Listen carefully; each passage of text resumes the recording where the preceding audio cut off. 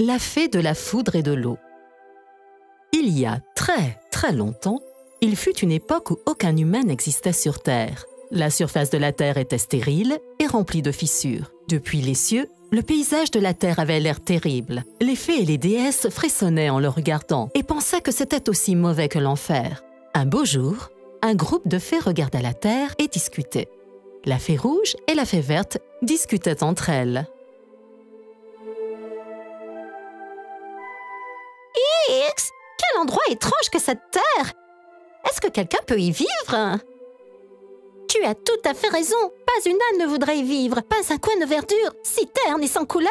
Pas de loisirs et pas une seule personne de notre espèce y vit. Après avoir entendu cela, la fée mère s'approcha d'elle et dit « Vous ne devriez pas dire de telles choses. Si c'est ainsi que tout le monde pense, la vie ne commencera jamais sur Terre. » Mais, mère, qui voudrait aller vivre dans un endroit aussi étrange? Quelqu'un doit y aller et commencer le cycle de la vie. Il se peut même que ce soit l'une d'entre nous. Les fées retournèrent à leur occupation.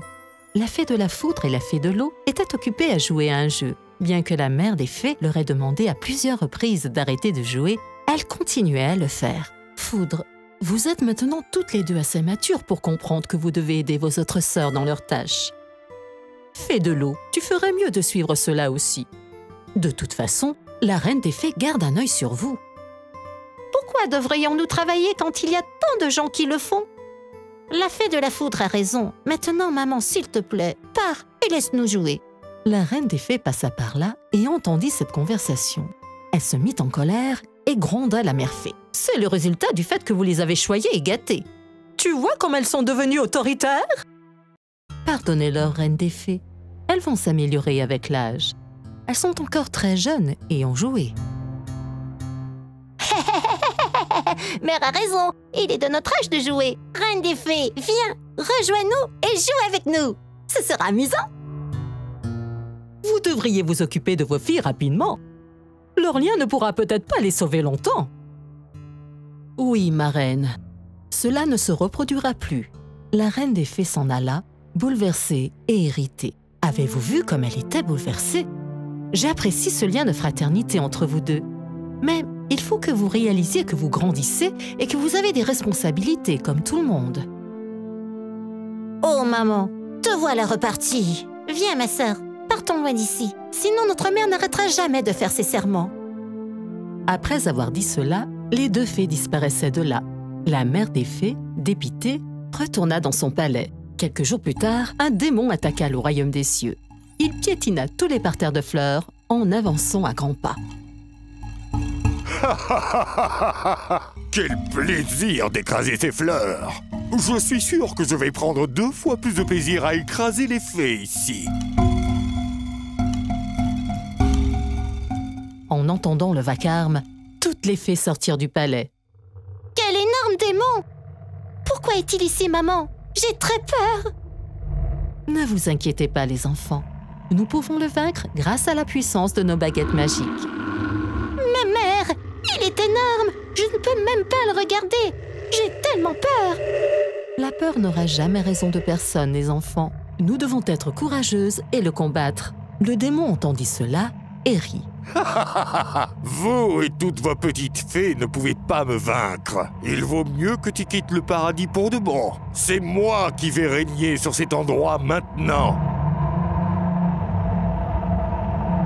Tu es fou! Laisse tomber! Il n'y a pas un seul être qui puisse nous arracher notre maison. Viens, combat-nous si tu peux. Une bataille s'engagea entre le démon et les fées. Après un certain temps, fatiguées de résister au démon, les fées s'affaiblissèrent et commencèrent à s'effondrer. Que se passe-t-il, petite fée? C'est tout ce que vos pouvoirs magiques peuvent faire? Nous vous laisserons jamais gagner.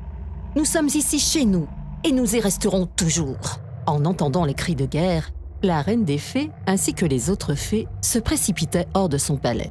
La bataille perdue fut maintenant gagnée grâce aux immenses pouvoirs magiques de la reine des fées. Lorsque la reine des fées se rendit compte que les fées de l'eau et de la foudre n'étaient pas présentes pour l'aider dans la bataille, elle devint furieuse. Vous comprenez à présent, malgré mes nombreux avertissements, ces deux-là n'ont pas fait preuve de responsabilité. Personne ne peut les sauver de ma malédiction. Ne fais pas ça, s'il te plaît, je t'en supplie. Reine des fées, elles subiront les conséquences de leur acte. C'est ma décision, et ma parole est sans appel. À ce moment-là, la fée de la foudre et la fée de l'eau entrèrent, rieuses et inconscientes de ce qui s'était passé. Lorsqu'elles regardaient autour d'elles, elles furent déconcertées. Que s'est-il passé, maman? Y a-t-il eu une tempête? Pourquoi es-tu silencieuse, mère? Dis-moi, que s'est-il passé ici? Vous allez bientôt sentir la tempête.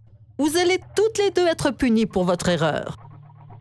Mais nous n'avons rien fait de mal. Pourquoi nous punir? En entendant cela, la mère fée se mit à pleurer. Non, s'il te plaît, pardonne-leur, reine des fées. À l'avenir, elles se comporteront de manière plus nature. Elles seront punies, c'est sûr. Et voici leur punition. À partir d'aujourd'hui, les deux sœurs seront séparées. Pour l'éternité. La fée des eaux vivra sur terre, la fée de la foudre vivra ici, dans le ciel, mais à l'écart, loin de toutes les autres fées. En entendant cela, toutes les fées se mettèrent à sangloter. S'il te plaît, pardonne-nous. Nous ne répéterons plus jamais d'autres erreurs. Ma malédiction ne peut être annulée. C'est la punition que vous devez subir.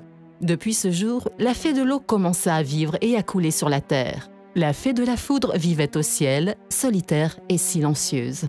Après avoir été séparées, les deux sœurs pleuraient tout le temps. Un jour, la fée de la foudre dit à la mère des fées. « Mère, ma sœur me manque beaucoup aujourd'hui. Je me demande comment elle doit survivre sur cette horrible terre. » Toutes les fées, y compris la mère fée, plaidaient autour de la reine fée. « Reine des fées, tu es aussi une mère. S'il te plaît, comprends l'angoisse d'une autre mère. Pardonnez aux deux fées, je vous en supplie. » Reine des fées, soyez clémente. Pardonnez-leur. Elle nous manque à toutes. J'ai fait une erreur. Dans ma colère, je me suis acharnée sur leur jeunesse et leur innocence. Malheureusement, je ne peux pas annuler la malédiction, mais je peux en réduire l'intensité. Comment cela? Chaque fois que sa sœur manquera énormément à la fée foudre, elle sera autorisée à descendre sur terre et à ne faire qu'un avec la fée des eaux. L'amour des deux sœurs sera si touchant et si émotionnel que même les nuages verseront des larmes lors de leur union. Merci, merci. Nous les fées, nous en serons éternellement reconnaissantes. Le cycle de la foudre frappant l'eau et ne faisant qu'un avec elle commença ce jour-là. Les nuages versèrent des larmes, enchantés par l'amour entre les deux sœurs. La terre n'était plus stérile. Elle se couvrit de verdure et les créatures vivantes l'appelèrent enfin leur belle demeure. Fin. If you enjoyed this story, please like and subscribe our channel and press the bell icon to get future updates. And don't forget to comment.